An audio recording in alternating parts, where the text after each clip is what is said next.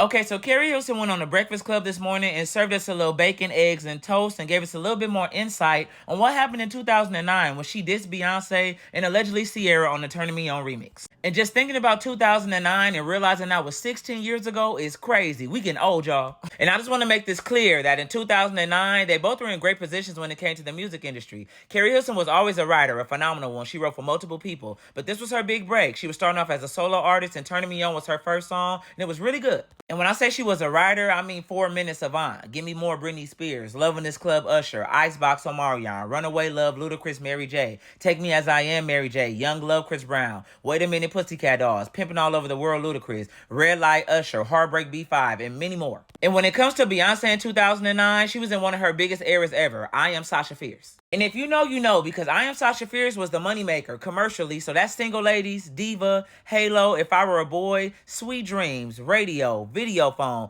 Ego, Lil Latin with Ave Maria, like she was on one. So in 2009, Keri Hilson released a Turning Me On remix, and it was leaked. It wasn't officially released, but you know, back then we had LimeWire, SoundCloud, and everything else. And on this Turning Me On remix with T-Pain and Lil Wayne, she is dissing Beyonce and allegedly Sierra. That close to me. Gotta come correct how you close to me. That's the other song. Yep.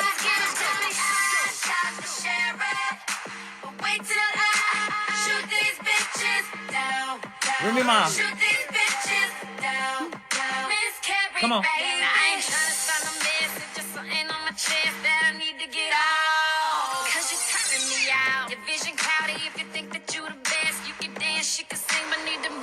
To the left.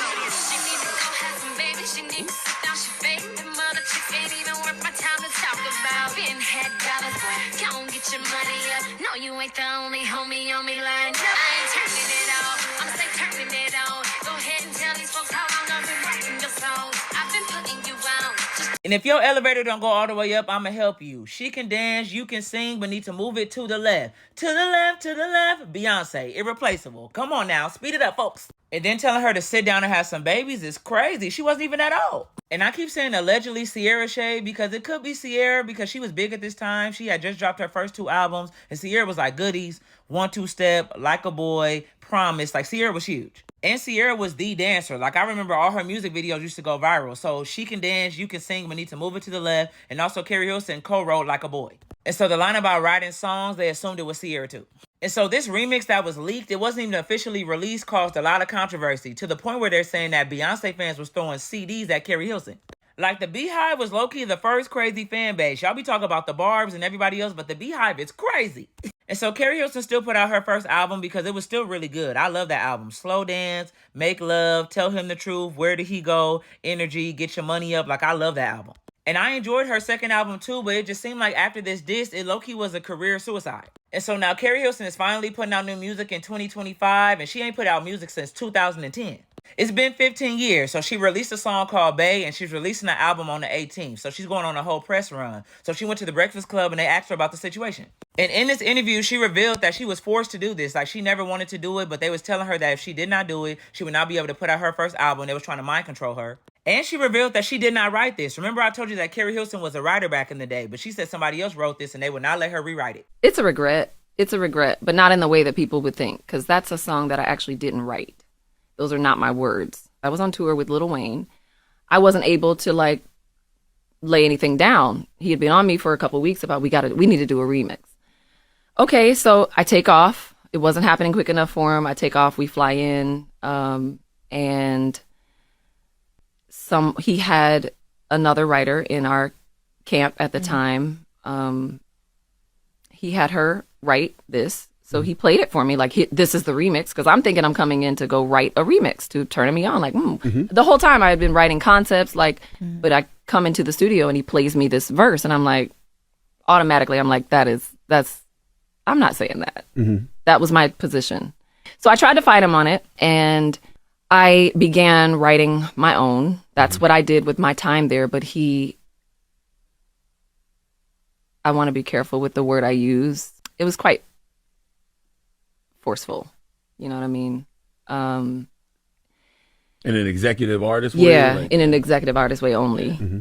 Involving others and kind of threatening my career in a sense, in a real sense. Like, you're not coming, because my album wasn't out yet. So it was like, you're not coming out if you don't do this. And the mistake that I made was not continuing to fight. But I was in tears. I was crying. I was adamant that I did not want to do that. And for people that don't know, you were signed to Polo. I was signed to Polo and Timbaland. Correct. Yep, in a joint venture at Interscope Records. Yep. I was young. I was super young. I felt I had no power. I felt I had no choice. But I did record my version, which had nothing like that in it. It was on subject. The song is about men. And it leaked like days after I did it, but he promised me that wouldn't happen. So it leaked. And that was that. And I protected him. I protected the girl that wrote it, who went on to become famous. I protected everyone in the story. So I had to eat that. First off, I just want to say, Polo de Don, boo, tomato, tomato. I know we all have our own mind and we all make our own choices, but to make somebody feel like they have to do this or they won't have a career is crazy work. That's crazy. And the woman that she would not name who helped write that disc was Esther Dean. And Esther Dean is that girl when it comes to writing. She wrote Rude Boy, You the One, and Where Have You Been for Rihanna, and multiple more. Super Bass, Nicki Minaj, Firework, Katy Perry, Google Me, Tiana Taylor, Never Ever, Sierra, Make Love, Keri Hilson, Already Taken, Trey Songz, Start Over, Countdown by Beyonce, and many, many more. She also had her own song, Drop It Low, Girl, Drop It with Chris Brown. And Esther Dean confirmed that she wrote it. Somebody said the writer was Esther Dean, and she said, indeed, it was a hit. She said, sure did. But I don't know if y'all clocked the tea or not, because you see Esther Dean still wrote for Beyonce after the diss, and Polo de Don worked with Beyonce and Jay-Z after the diss too. So Keri Hilson was dealing with all the backlash while they were still fine. Which is why Keri Hilson saying that she hates that she did that because it made no sense. She never wanted to do it, but they made her feel like she had to. But y'all know I did my research, and it's a little interesting what I found. Let's look at it. I'm going to ask you about that too. Okay. But there's a rumor going on that Polo de Don talked you into the studio, leaked a record that's considered a diss song for Beyonce and Sierra. Is that true? It's considered that. Yes, Polo had this idea. No, he did not leak it. It's not the version Polo wanted out. Okay. Especially the version with him talking all over it. You know, it sounds like he's instigating something and giving more meaning into the lyrics than were initially intended.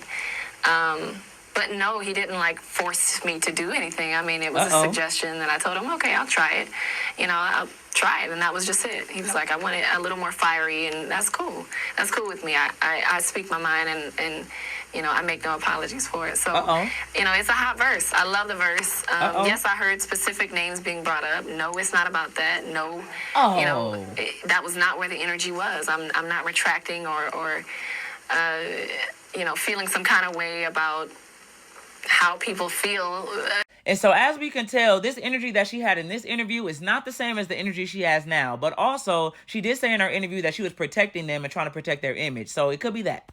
Now, the crazy part to me is you saying that it's not about Beyonce. I give you Sierra, but you clearly said to the left, to the left. You could have said to the right, to the up, to the down. You knew what you were doing, and you left it open for the mystery. You know what you were doing. And although it didn't work, I feel like the sentiments was Beyonce was huge at this point, and Keri Hilson was coming in as the new girl coming to take the spot. So she was like, give me your spot. But it just did not work. Keisha Cole did the same thing. When Beyonce came out with Bow Down, Keisha Cole had something to say. She was pissed about it. I'm like, Keisha, come on. Keisha was saying, can't stand when people all self-righteous when it's convenient and makes them look good, but can still talk mess when convenient too. F out of here. First, women need to stick together. Now girls better bow down, but it's all G. Chicks stay shooting the stuff. And I remember the Beehive coming after Keisha Cole. It was a long-running joke that Keisha Cole was selling fish plates outside of the BET Awards. I remember all them jokes. But I love Beyonce and Keri Hilson. And allegedly, Keri Hilson said on like one of the red carpets that her and Beyonce have talked about it. And everything is okay now. So I just feel like they need to stop asking her these questions. It's literally 15 years old. So to keep asking her this and she's trying to move forward and do new music is low-key crazy. So I just feel like, let's focus on the present. Let's do that. And even for Keri, just be like, I don't want to talk about that. Hang it up flat screen. Please, pull the lever. Because I don't want to talk about that no more. I've talked about it multiple times. But you could tell that she regrets this and it's still messing with her to this day. But I'm going to support her new single and I'm going to support her new album because I love Keri Hilson. And if you don't, that's on you. But I will. I'll see y'all soon. Yep.